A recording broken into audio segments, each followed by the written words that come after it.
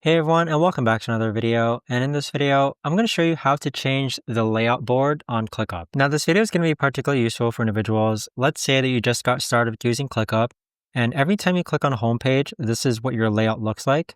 How do you actually go ahead and edit this? Now, this video is going to be short, sweet, and simple, guys. There's not going to be a lot of steps involved. Now, in order to do this, what you're first going to do is click onto the home page of your ClickUp account. And then next, what you're going to do is that on this page here, you're going to see these 6 dots beside each of these, I call it widgets. So you could actually drag and drop each of these widgets so that you can actually place them in certain areas of your board. So as you can see, I'm switching it around, I'm swapping it around.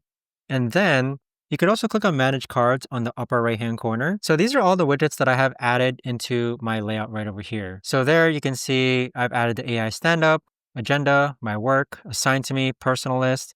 So there's a lot of different widgets that you can add. You can see which ones I have not added. And then you could also click on, in each of the individual widgets, you could actually edit them or filter them further.